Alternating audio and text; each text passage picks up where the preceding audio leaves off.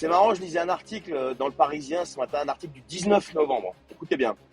Sur les accusations portées contre Borne, Attal et Bruno Le Maire sur le dérapage des finances publiques. Bon, je rappelle quand même que le déficit qui était prévu, je crois, c'est 4,4. Le déficit public, en fait, on s'aperçoit, on est à plus de 6%, quoi, voilà. Donc ça fait un dérapage de 50 milliards que, soi-disant, que personne n'a vu venir. Alors, les intéressés, quand ils sont interrogés, c'est là que vous voyez, en fait, le cynisme des politiques. Quand il est interrogé, l'intéressé, donc que ce soit Borne, Attal ou Bruno Le Maire, eh bien, ça nie tout en bloc. Ça nie tout en bloc. Alors, Attal lui dit, oh bah, moi, c'est pas moi j'ai trouvé ça comme ça quand je suis arrivé. Hein. Je sais pas, je suis pas au courant. Non mais, le mec, il fait partie de la Macronie, d'accord? Il était ministre, hein, sous Borne, hein. Il était ministre, hein. Je crois qu'il était ministre, c'est pas ministre de l'Éducation nationale, ou comme ça. Je sais plus, ouais, un truc, bon bref, il était ministre sous Borne. Il est pas au courant, le type. Il a trouvé ça comme ça en arrivant. Non mais vous foutez de la gueule de qui, sérieux?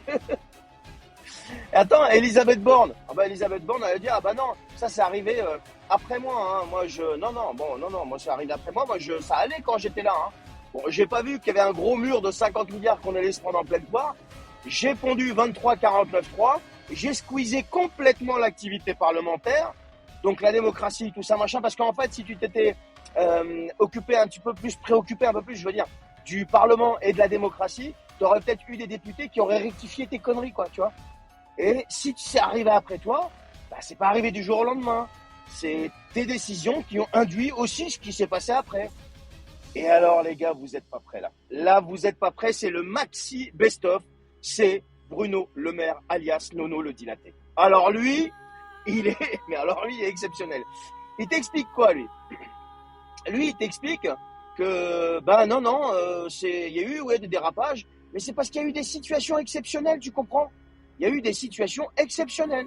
Donc, on devait dépenser. On a trop dépensé, certes, mais on devait dépenser parce que les situations étaient exceptionnelles. Sans t'expliquer ce que c'était, les situations exceptionnelles. Tu sais pas trop, hein. D'accord?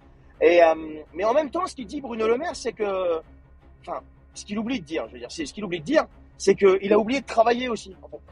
Parce que je sais pas comment tu peux, en étant ministre de l'économie et des finances, dans un État dans lequel sont les finances publiques, le pays, le contexte économique, géopolitique, comment tu peux avoir le temps d'écrire 6 ou 7 bouquins, bordel?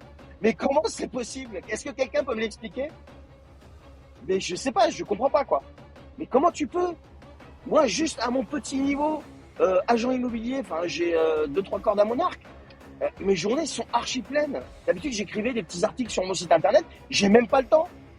Mais comment tu peux avoir le temps d'écrire 6 ou 7 bouquins dans un contexte comme ça, alors que tu es ministre de l'économie et des finances? Et après, tu viens nous expliquer, ah bah non, mais on a dépensé trop, mais c'est des situations exceptionnelles. Ah oui, et il avait dit aussi, ah mais moi j'avais prévenu, hein.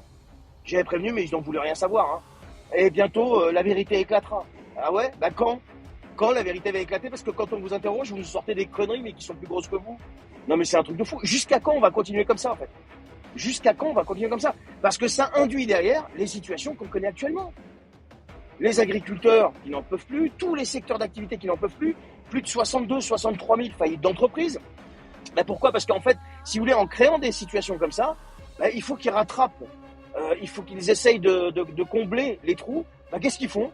Ils ne savent que te dire taxe par-ci, taxe par-là, augmentation de ceci, augmentation de cela. Tu comprends le truc? Donc voilà, tout ça c'est bâti sur des mensonges permanents. Mais le pire, tu sais ce que c'est? C'est que ces gens-là ne risquent rien. Ils ne risquent rien. Toi, si jamais tu fais le 10e, le 1000e de ce qu'ils font, mais t'es dans une merde internationale. Eux, non, ils risquent pas d'être jugés, ils ne risquent rien. C'est pas formidable? Il paraît que ça s'appelle la démocratie. Ils n'ont pas de compte à rendre devant qui que ce soit. C'est beau, hein?